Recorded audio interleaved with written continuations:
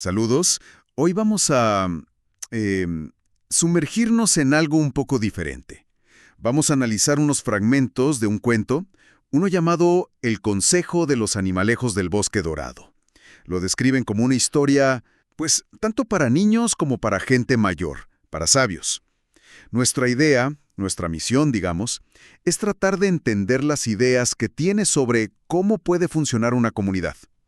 Veremos tres modelos que el cuento muestra con sus personajes animales. Está el reino, digamos, de la autoridad. Ajá. Luego viene una rebelión como de libertad individual, pero medio egoísta. Y al final una especie de síntesis, ¿no? Basada en cooperar, pero conscientemente. Es una fábula, claro, pero Chansey nos dice algo más.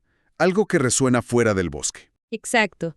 El bosque dorado funciona como como un pequeño laboratorio social, ¿no?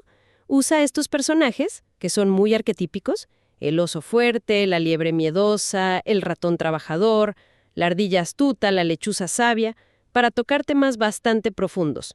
El poder, la libertad, el egoísmo y el bien común, claro. Sí, es una forma sencilla, pero potente, creo yo, de ver cómo chocan o cómo se relacionan el individuo y el grupo. Así es, una manera directa de reflejar esas tensiones. Bueno, pues entrémosle.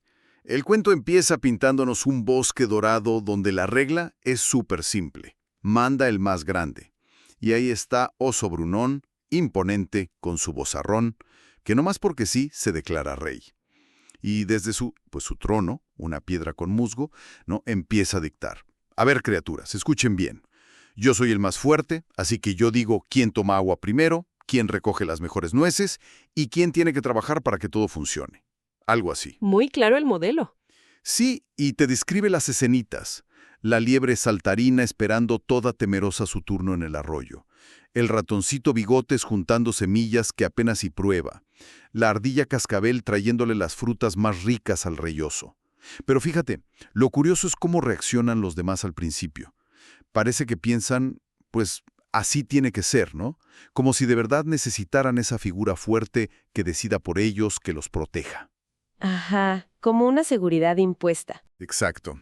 Pero el texto dice que empieza a flotar una preguntita en sus cabezas, como un susurro. ¿Neta siempre tiene que ser así? Fíjate qué bien se dibuja ahí ese modelo de autoridad, basado puramente en la fuerza bruta, en el tamaño, y esa aceptación inicial es interesante, ¿verdad? Parece que viene de una mezcla de miedo, de costumbre, y chance hasta de una creencia impuesta, claro, de que esa autoridad es necesaria para el orden, para sobrevivir. Sí, como que más vale malo por conocido. Ándale. Pero esa preguntita, ese por qué, ahí está la clave. Es la primera grieta, digamos, en la legitimidad del sistema. Marca una disonancia interna, ¿no? Una incomodidad con un orden que, bueno, chance y funciona en la superficie, pero que aplasta la autonomía y yo diría que hasta la dignidad de los más chicos. Se sacrifica la libertad individual por una supuesta seguridad. Y entonces, aquí es donde la trama da un giro. Interesante. Una mañana, la ardilla Cascabel, trepando por su árbol, el gran roble, encuentra unas bellotas doradas. Únicas, nunca las había visto. Y algo le hace clic. Ajá. Por primera vez, decide guardarse unas cuantas. Y murmura, dice el cuento, algo como, oye, estas las encontré yo solita, con mi esfuerzo. ¿Por qué se las tengo que dar todas al oso? Es un acto chiquito si quieres, pero es el primer desafío directo a la norma, a esa regla no escrita pero súper aplicada. El primer acto de rebeldía, podríamos decir. Justo. Y no se queda ahí. Comparte algunas bellotas en secreto, con ratoncito Bigotes y liebre saltarina. Y la reacción es de sorpresa total. «Órale, qué ricas están», dice Bigotes. «¿Y las encontraste tú sola?», añade Saltarina, como admirada. Claro, rompe el esquema. Y de ahí sale la idea que lo cambia todo. Oye, ¿y si nosotros también buscamos nuestros propios tesoros? Es como si se les prendiera el foco a todos. El despertar de la iniciativa. Ándale. Y eso, pues, desata una especie de revolución silenciosa. Cada quien empieza a buscar lo suyo. Saltarina encuentra unos tréboles que brillan especial en un claro escondido. Bigotes descubre un montón de semillas olvidadas por ahí. Ya cada quien por su lado. Sí, y se juntan escondidas como para celebrar su nueva independencia. Ya no necesitamos al oso. Podemos hacer lo que queramos. Hay como una euforia al principio, ¿no? Por esa nueva libertad. Es que es fascinante ver ese despertar, ¿no? Pasan de depender totalmente a descubrir su propia agencia, el valor de su esfuerzo, la satisfacción de ser autónomos. Es un paso súper importante en el desarrollo, diríamos. Sí, claro. Pero, y esto es clave en la narración, el cuento te muestra luego la otra cara de la moneda. El lado oscuro de esa libertad recién descubierta y sin contrapesos. Es casi inmediato como esa libertad se les convierte en un egoísmo, pues, radical. Se les va de las manos. Totalmente. De repente, nadie comparte nada. Saltarina guarda sus tréboles como si fueran oro. Bigotes esconde sus semillas con un recelo que ni te cuento. Cascabel la ardilla hasta construye una bardita alrededor de su roble para que nadie se acerque. No, bueno. La cooperación, incluso la convivencia más básica, se rompe por completo. Y el resultado directo, pues es el conflicto. El bosque que antes tenía un orden, impuesto sí, pero orden, ahora es un caos. Puras peleas, desconfianza, resentimiento.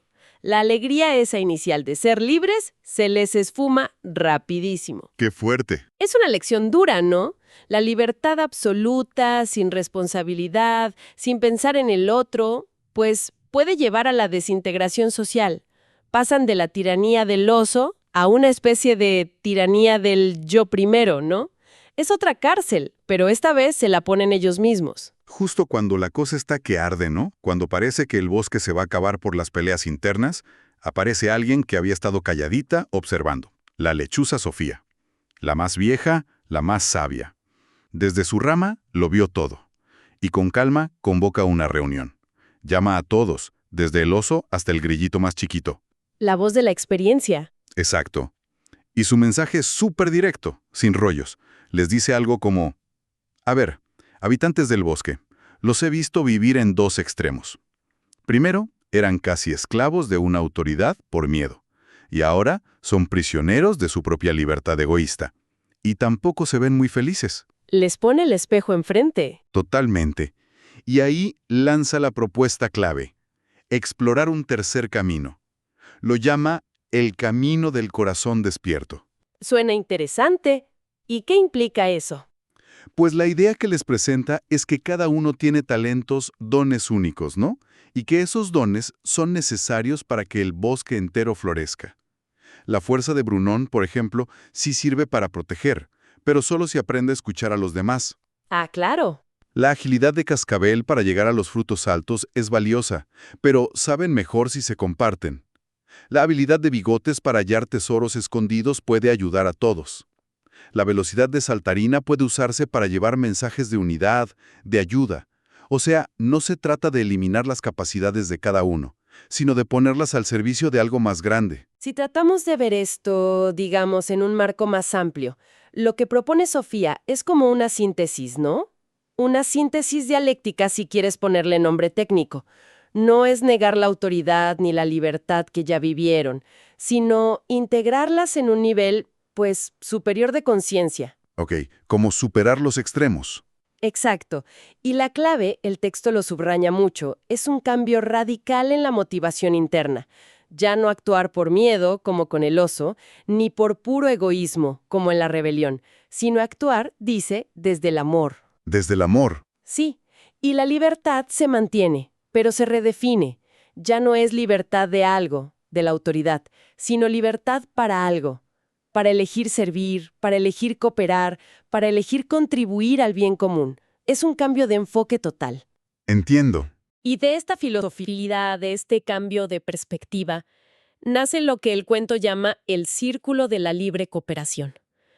Los animales empiezan a reunirse otra vez, pero ya no por orden del rey, ni a escondidas para celebrar su individualismo. Ajá. Se reúnen voluntariamente para compartir qué necesitan, qué sueñan para el bosque y qué puede aportar cada uno. Y lo fundamental es que cada quien da sus dones no por obligación, sino pues por la alegría de contribuir. Eso suena muy diferente. Lo es. Los roles hasta cambian simbólicamente. Brunón ya no es rey, es guardián protector, pero que escucha. Cascabel es exploradora de alturas y comparte. Bigotes es buscador de secretos para todos. Saltarina es mensajera del corazón que une. Es un modelo radicalmente distinto, basado en la interdependencia consciente, voluntaria, donde se valora tanto lo único de cada individuo como la salud de todos juntos. Reconoce que necesitas las dos cosas. El cuento no acaba ahí, ¿verdad? Tiene como un epílogo, Sí. Tiene una parte final muy interesante. que le habla directo a quien lee, sea niño o adulto, y señala algo, que me parece muy agudo, que esas mismas tendencias que vimos en los animales, la de querer que otros nos digan qué hacer, como con Brunon, y la de actuar pensando solo en uno mismo, como en la rebelión, viven dentro de cada persona. Uf, sí. El texto dice algo como, en cada uno de nosotros vive un pequeño animalejo, con esas inclinaciones, ¿no? Hacia la sumisión o hacia el egoísmo. Nos pone a reflexionar sobre nosotros mismos. Totalmente. Pero, ¿y aquí viene como el mensaje de esperanza? También dice que dentro de nosotros vive esa voz de la lechuza Sofía, esa sabiduría interna, esa conciencia que nos susurra que hay otra opción. Cito casi textual, eres libre para elegir el amor, eres libre para ofrecer tus dones únicos, eres libre para crear un mundo donde todos puedan brillar. ¡Qué bonito mensaje! La idea es fuerte, ¿no? Que el bosque dorado, ese lugar de cooperación consciente, no es una utopía lejana, sino un potencial que tenemos dentro. Y la elección de cómo vivir desde el miedo, el egoísmo o el amor que coopera se nos presenta a cada rato. Somos, dice una frase por ahí, sacerdotes de nuestra propia vida, o sea, responsables de nuestras elecciones. Me gusta eso de sacerdotes de nuestra propia vida. Y el cierre es muy bonito y significativo. Y colorín colorado, este cuento ha comenzado. Esto me parece crucial. No es el típico y vivieron felices para siempre, un final estático, No, para nada. sino que sugiere que es el inicio de un proceso, una práctica diaria. Cada día, dice, escribes una página nueva en el gran libro del alma. Y remata con una reflexión que le atribuyen al viento del bosque casi como un mandato ético. Lo que los humanos pueden ser, es lo que deben ser. Una frase que te deja pensando un buen rato sobre nuestro potencial y nuestra responsabilidad. Sin duda, el mensaje global que dejan estos fragmentos es, creo yo, un llamado a la madurez. Madurez individual, sí, pero también colectiva.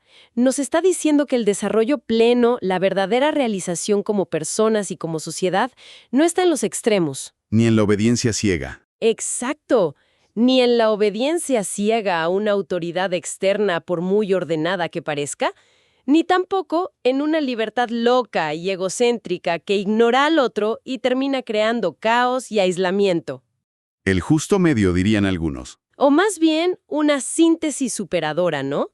El camino que propone el cuento, a través de la lechuza Sofía, es el de la elección consciente, la capacidad de elegir la cooperación, el servicio mutuo, el amor entendido como un principio activo de cuidar y conectar como guías para actuar. Y eso implica un doble movimiento, me parece. Sí, exacto. Por un lado, reconocer y valorar nuestra propia individualidad, nuestros dones, eso único que solo nosotros podemos dar. Y por otro lado, reconocer y valorar la importancia fundamental de la comunidad, del bienestar de todos, entendiendo que estamos conectados, que somos interdependientes. Claro. Y la frase que mencionabas, este cuento ha comenzado, refuerza esa idea poderosamente. Construir ese bosque dorado adentro y afuera no es un destino al que llegas y ya. Es una tarea continua, una elección que se nos presenta a cada momento. Es un proceso dinámico de crecer, no un estado perfecto ya alcanzado. Entonces, si intentamos resumir un poco lo que exploramos hoy con estos fragmentos, pues lo que vemos es un viaje simbólico bastante potente, ¿no? Empezamos con un orden impuesto a la fuerza. Hay seguridad, sí, pero cero libertad, cero dignidad. Ajá. Luego, nos vamos al otro extremo. Una explosión de libertad individual que rapidito se vuelve egoísmo, conflicto, desconfianza. El caos. El caos total. Y finalmente, se nos presenta una tercera vía, una armonía que no viene de una regla de afuera ni del aislamiento, sino que se construye desde adentro. Una armonía basada en elegir conscientemente cooperar, valorar los dones de cada quien y actuar movidos por un sentido de comunidad, por algo como el amor o el cuidado mutuo. Y esto, pues claro, nos deja con una pregunta importante para reflexionar cada uno, ¿no? Más allá de la fábula, ¿cómo podemos en nuestra vida de todos los días aprender a reconocer y escuchar más a esa lechuza Sofía que, según el cuento, todos llevamos dentro? Uf, esa es la pregunta del millón, ¿no? Sí, ¿y de qué maneras concretas podríamos empezar a construir en nuestros propios ambientes, la familia, el trabajo, los grupos donde andamos, esos círculos de libre cooperación de los que habla la historia? Es que es un desafío enorme, ¿cierto? Porque implica primero, chance, hacer un trabajo bien honesto de ver para adentro. ¿Cuáles son, de verdad, mis dones? ¿Qué es eso valioso que yo puedo ofrecer? Exacto, identificarlo. Y luego encontrar la valentía y la forma de ponerlos activamente al servicio del bien común, superando esas tendencias tan humanas que el cuento describe también, la comodidad de que otros decidan por mí, o la tentación de quedarme yo solito con mis bellotas doradas. Totalmente de acuerdo. Y quizá, como dices, no se trata de tener todas las respuestas ya. Tal vez el primer paso, como sugiere la misma historia, sea simplemente la intención, la voluntad de mirar hacia adentro para reconocer esos dones y mirar hacia afuera con la disposición de conectar y contribuir. ¿Empezar por ahí? Sí, empezar por ahí. Reconocer que esa elección entre el miedo, el egoísmo y la cooperación consciente se nos presenta todos los días, en las decisiones chiquitas y en las grandes. El cuento, como bien dijiste, ha comenzado y la página de hoy, pues está en blanco. ¿Qué vamos a elegir escribir en ella? Es una pregunta abierta que la fábula nos deja ahí, resonando.